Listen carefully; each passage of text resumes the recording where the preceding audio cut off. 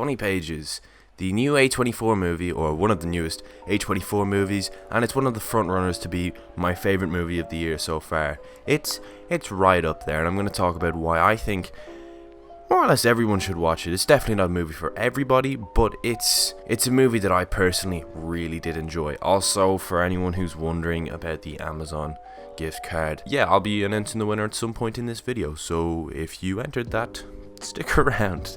Don't know why I did finger guns, that's just awkward. So yeah, it's a directorial debut from Owen Kline, and I feel like this movie really does portray kind of 18-year-old angst, thinking that you're smarter than your parents and you know exactly what's right for you, really authentically. It's an A24 movie, so for some of you that might be enough. You might just go off and watch it now. I know there's a lot of A24 completists who want to watch every single A24 movie. I'm almost there. I've seen a lot of their movies, and to be honest, there's very few I didn't really enjoy, to be honest. Robert is our main character. Not going to call him a protagonist because he is a bit of a dick. He's played effortlessly by Daniel Zolgadri. I hope I pronounced that right. He's from, Ready Player One, amongst other things. Yeah, this feels like a real character. Everybody in this is so perfectly cast. There's definitely, not to be mean or anything, but the casting is very on point if they really are trying to come across that this movie is inspired by Mad Magazine. It's cast perfectly. Robert is 18, he is an aspiring comic book artist, and he is so steadfast on his way, in his head anyway, to becoming the next big comic book writer that he will do anything it takes. He abandons it's definitely not suburban bliss, because he does not get on with his parents, but he has a roof over his head, and it's a big L roof that he just completely discards. He goes off on his own, he gets himself a car, and he lives in this horrendous apartment on his way to, well, I'm not going to spoil anything, but he wants to become the next big comic artist, basically. It's his dream, it's his passion. At its core, this movie is like a really strange, awkward, dark comedy, and all its characters, literally all of them, are on some scale of unlikable, but that's on purpose. It's a very grimy, sweaty movie. It's not seedy, it's just, well, actually, kind of seedy at points, but literally the first scene. But at its core, as I said, it is just this really awkward, dark comedy, and it's not going to be everyone's cup of tea. That's for certain.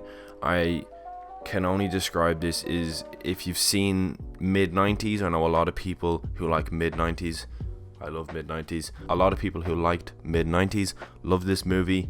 A lot of people who loved Good Time loved this movie. So if you love those movies, definitely give this a go anyway. I feel like Owen Kline, the director, really does capture how suffocating it is when you're 18 and you take those first big steps of independence, and you find out you're in a really big sea. You're not in a small pond anymore where you're being looked after. You're in a big ass sea, especially when Robert does move out and he moves into the apartment with Barry and Steven, who are two really funny, awkward, gross characters.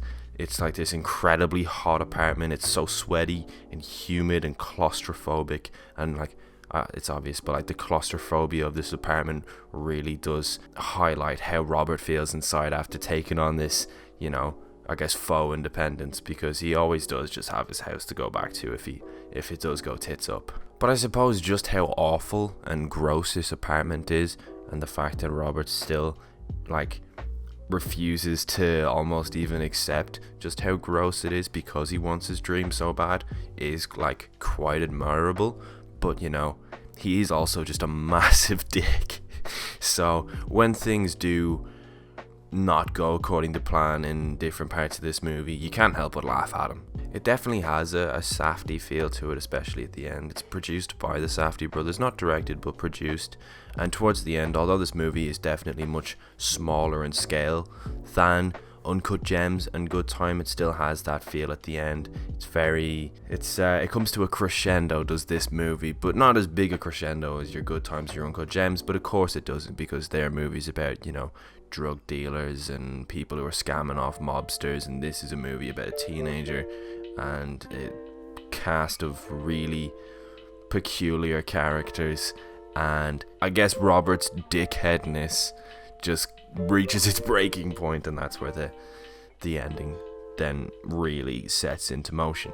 I suppose you could say that like the smaller scale of this movie does reflect kind of how futile like teenage drama is compared to like grown-up drama, and although it feels like for Robert that when things do go tits up, it's the end of the fucking world, you know, ultimately it doesn't really have any major side effects or implications to his life. It's within the context of the movie, it's still like mental. I'll delve into a couple of spoilers here. Wallace, incredible character, let me just say that first. Incredibly memorable character as well.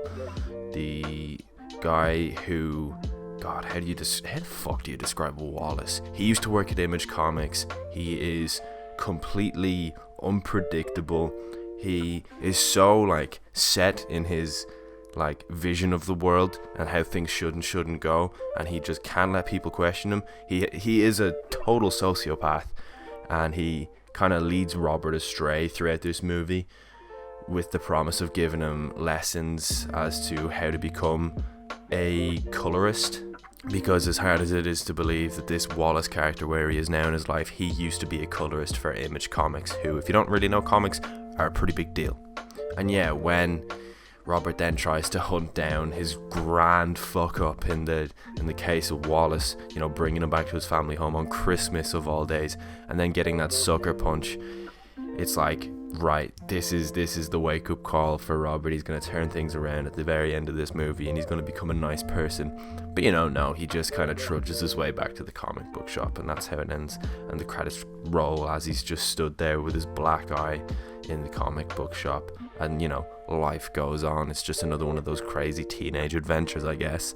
You know, we all had that adventure where we brought a guy back home for Christmas to our parents' house who is like really strange and breaks windows and sucker punches people and sticks pens in people's heads. You know, we've all had that experience.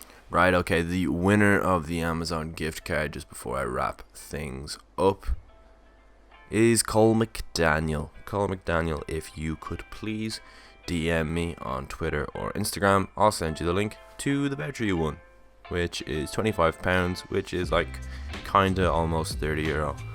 It doesn't translate perfectly, but you know, it's a £25 voucher anyway. And yeah, thank you so much for watching, guys. Hopefully this has made you want to watch Funny Pages. It's one of my favorite movies I've seen this year. It's like right up there already for me. And yeah, I don't know what my next video is gonna be.